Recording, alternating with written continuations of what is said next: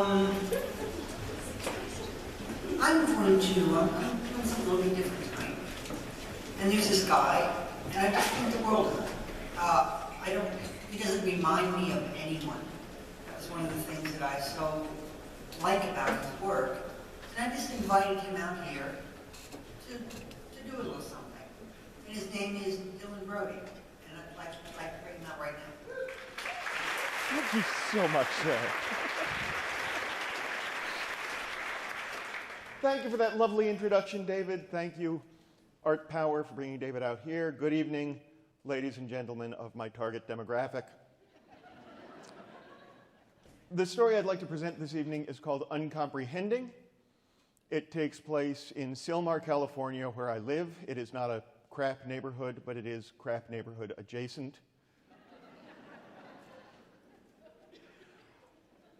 Right there at the confluence of the mighty 118 and the majestic 210, I share a small townhouse condominium with my two dogs, Sir Corin, the beautiful dog-faced dog, brindle beast of Sylmar, and Lord Buckley, Sweet Lips, greatest of all Dane Much, the dinosaur-slaying dog,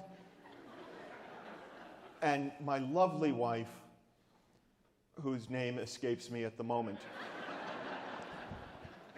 Now, because we live in a townhouse complex, I walk the dogs beyond the confines of the complex, where our neighbors have actual houses with actual lawns.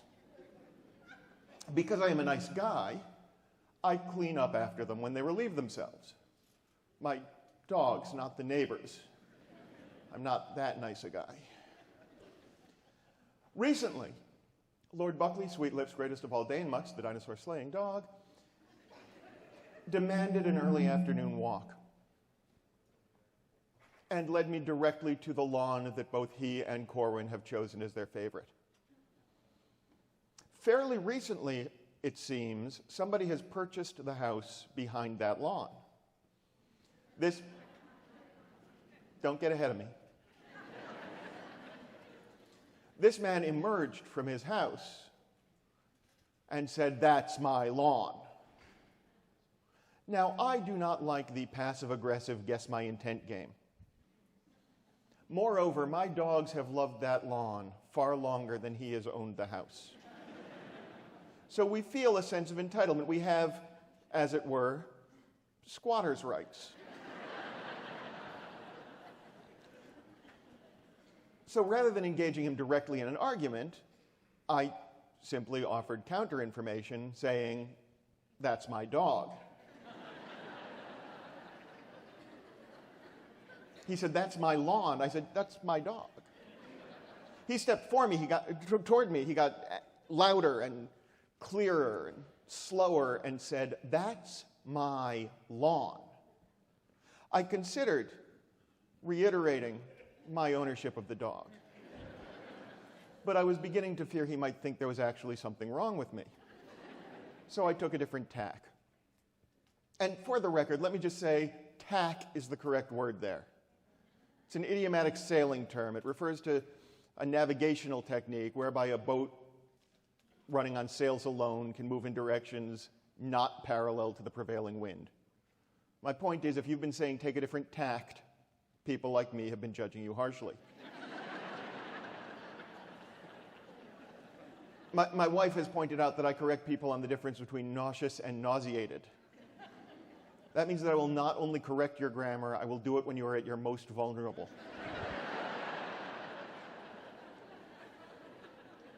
In any case, I went a different way. I took a different approach. I said, "I'm sorry, I don't speak English."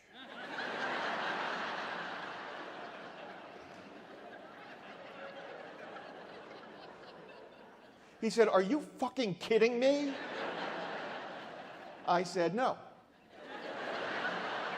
Seriously, I don't speak any English at all."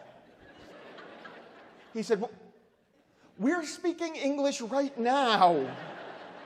I said, "I realize this can be confusing. I've learned several words and phrases phonetically, and I'm told I have a pretty good ear for accents. The result is an illusion of fluency. conversationalism even. But the fact of the matter is, I have no idea what either of us has been saying throughout this entire exchange. As I offered up this little diatribe, Lord Buckley Sweetlips, greatest of all Dane, much the dinosaur slaying dog, hunched up like a tiny kangaroo and relieved himself on the man's lawn. I collected the excrement in a plastic bag because I am a nice guy. And I approached the man, saying, "If you want this, I won't have it bronzed." He pointed vaguely off toward his trash cans, and I said, "Well, I'll just throw it out in the trash over here then." He raised a finger toward me and announced, as though he had actually won something in this exchange, "I knew you spoke English. I knew it, I knew it, I knew it." I matched his gesture and his inflection and his tone and listed English words that should be Yiddish but aren't. Kitchen hassle, moistenfelt, spatula, spatula, spatula. Threw out the refuse and went home. An hour and a half later, Sir Corin, the beautiful dog-faced dog, Brindlebeast of Silmar, asked for a walk. He led me directly to the favorite lawn. This man saw a different dog on his lawn. He is very much a different dog. Sir Corwin is a striking beast. His father was a 220-pound Neapolitan Mastiff, and his mother was the world's most satisfied pug.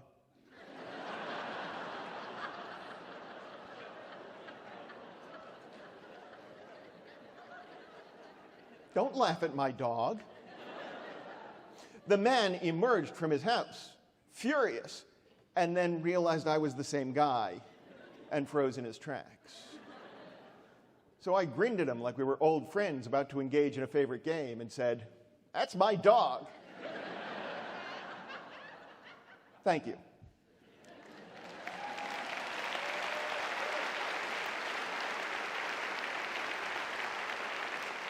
Ladies and gentlemen, it is an honor, a pleasure, a joy to bring to the stage a man whose kindness and warmth and generosity of spirit have meant more to me than he can possibly know.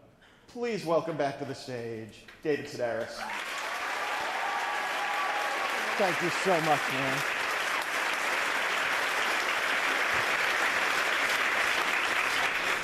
I love that, squatters' rights. Correcting people's grammar when they're vulnerable. I invited him here and asked if he would speak to you for a moment before I go on. And his name is Dylan Brody, and I would like to bring him out right now.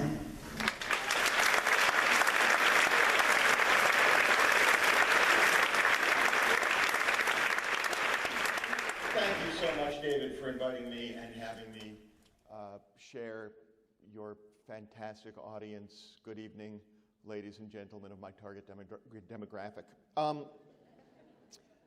Wow, I will be presenting for you this evening the story of the world's stupidest mugging, of which I was a victim when I was 21 years old. Ronald Reagan was president, though he did not know it at the time. Oh, that's nice to hear that warmer. Some people get very uncomfortable. You shouldn't make jokes about that. That's tragic. My grandmother had Alzheimer's, and she told me, "Dylan, we are Jews. We do not believe in tragedy.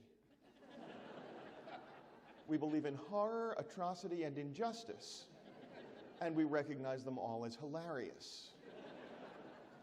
Of course, she also said we must never forget, and that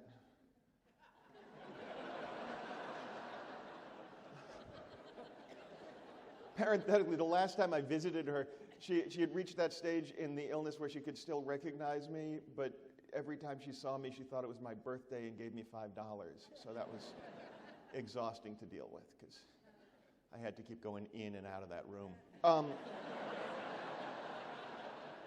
And for the record, that is not a self-loathing anti-Semitic joke about a cultural relationship to money. That is a self-loathing anti-capitalist joke about a societal relationship to money. And then my mother was all freaked out and said, "Dylan, you have to promise me when I start to show symptoms, you'll tell me so I know when it's time to take my own life." And I had to say, "Mom, we just had this conversation 20 minutes ago."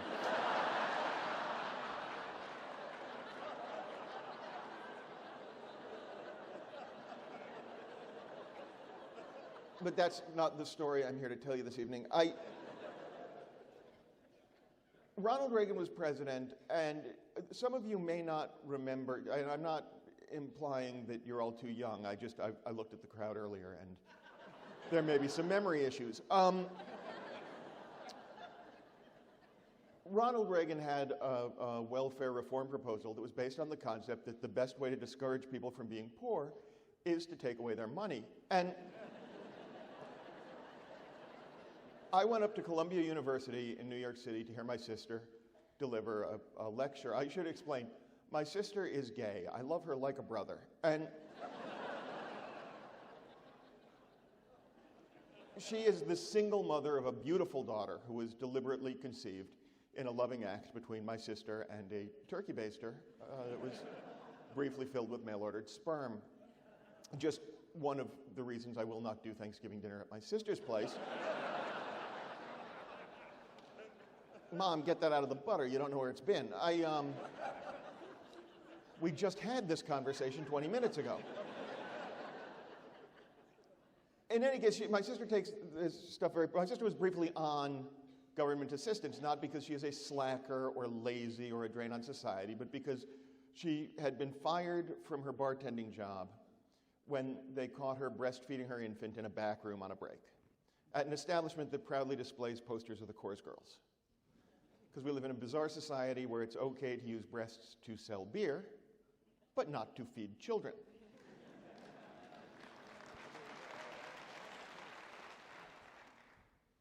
It is so nice to perform for people who applaud for that. Oh, just give me a second to enjoy where I am in my life right this minute.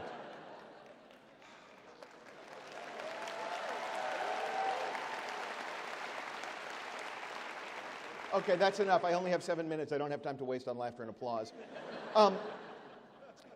So I went to hear my sister speak about this at Columbia University in New York City, and I left the auditorium and walked a few blocks across town to take a bus back down to where I lived. And I found myself waiting for a bus much farther north on the island of Manhattan than any young middle-class white man should ever be, as it was nearing midnight in January. It was very cold. I sat on a bench and waited for the bus, and my breath steamed in the night air. And a large African-American man came out of the building behind me. Well, it was the mid-'80s, so it was still a big black guy.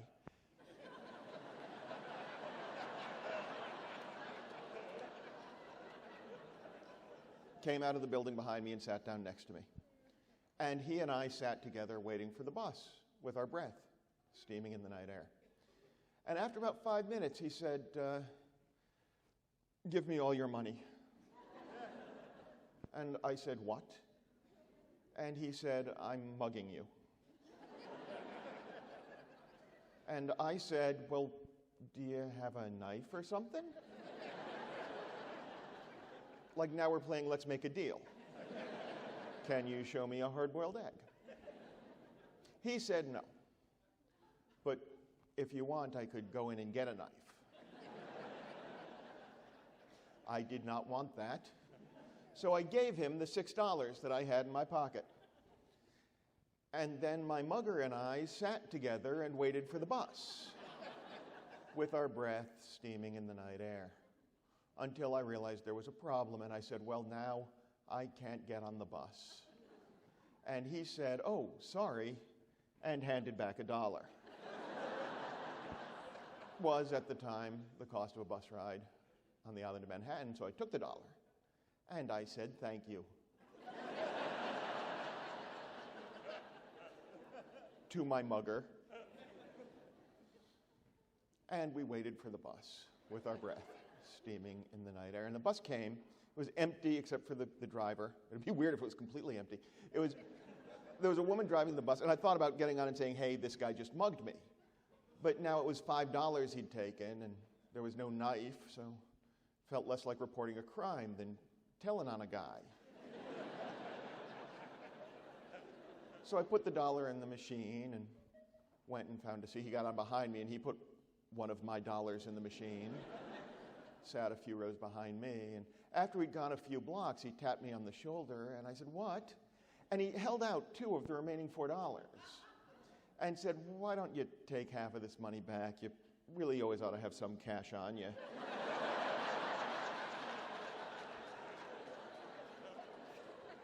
That seemed sensible. So I took the $2 from the mugger, and again I said, thank you. And we rode on into the night. And after we'd gone several more blocks, he rang the bell to tell the driver to pull over so he could get off. As we were pulling over to the curb, he tapped me on the shoulder again. I said, what?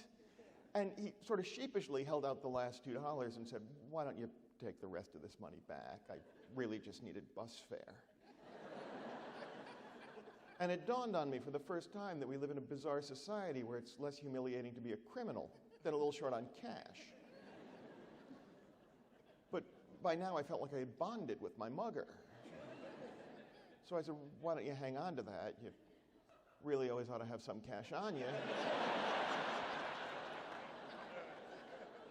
My mugger thanked me and got off the bus. And apparently the bus driver caught the tail end of this conversation. And apparently she was a Reagan Republican, because as we pulled away from the curb, she said, you know, you really shouldn't give them poor people money.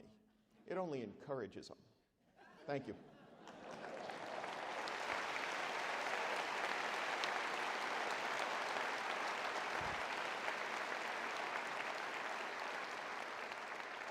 Ladies and gentlemen, I have never loved you more than I do at this moment.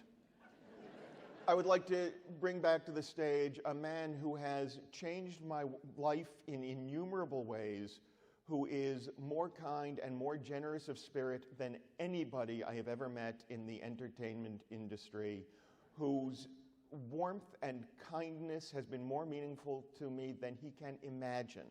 Please welcome David Sedaris. That was masterful. Thank you, sir. Thank you.